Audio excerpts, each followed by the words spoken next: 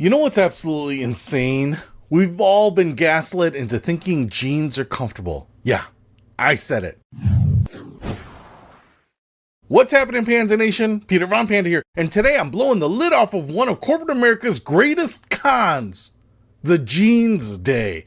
Look, I get it. We're all supposed to be grateful. We're supposed to treat Friday, Jeans Day, like it's Christmas morning. Oh my God, Susan, did you hear? We hit our quarterly targets. We get to wear jeans next Friday.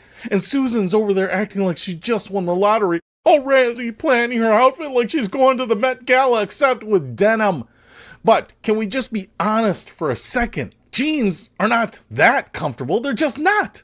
I've worked in places with different dress codes. I worked for a financial planning office once. Big clients, serious money, the whole deal. Monday through Friday, business casual all day, every day. But if you came in on Saturday, yeah, golf shirts and jeans. The clients expected it. Nobody clutched their pearls because Brad was wearing Levi's while explaining their retirement portfolio before he was about to head out to see a movie or do some work.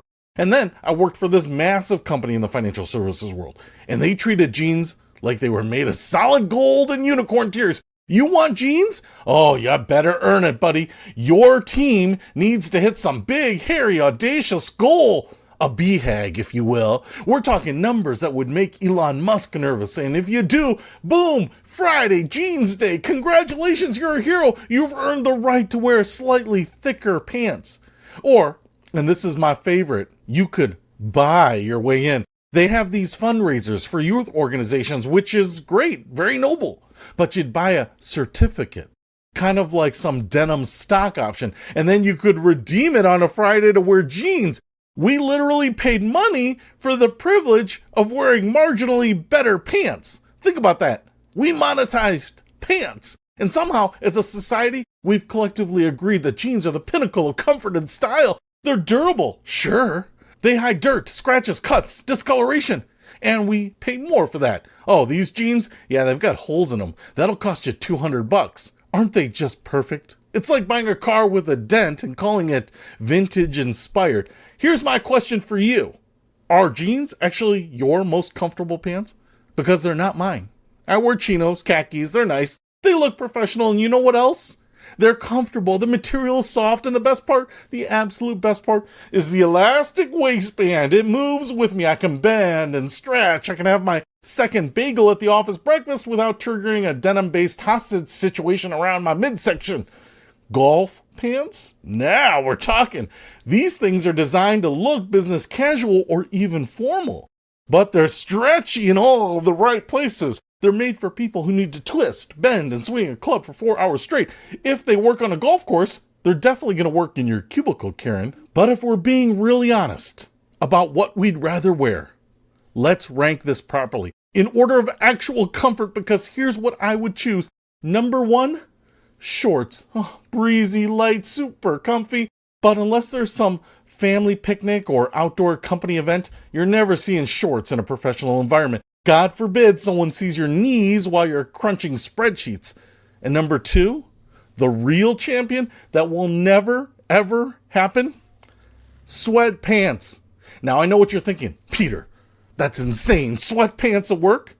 But hear me out. We've been conditioned to believe that after wearing khakis all day, sliding into jeans is this rich, luxurious experience.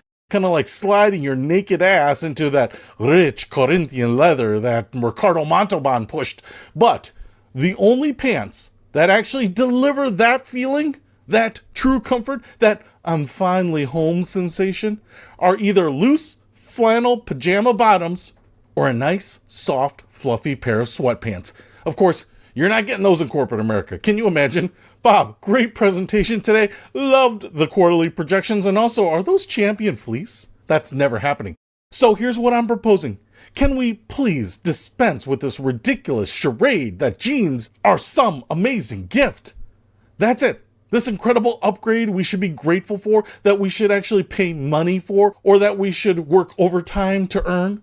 Because let's call it what it is. Corporate America patting us on the head and saying, good job, little worker bee. You've earned the right to wear pants that are 2% more casual than your usual pants. Now get back to that spreadsheet. Meanwhile, the truly comfortable stuff, the shorts, the sweatpants, the pajamas, those are banished to the realm of unprofessional, which is just code for we can't have you too comfortable or you might realize how arbitrary all these rules are. And before I go on, one more thing I want to know. What's the weirdest reward your job has ever given you? Was it a jeans day or pizza day? Motivational poster? Drop it in the comments. I want to hear some of these stories. Look, I'm not saying burn your jeans. I'm just saying stop pretending that they're the apex of comfort when we all know the truth. We're just Stockholm Syndrome victims of business casual at this point. Peter Von Panda, out.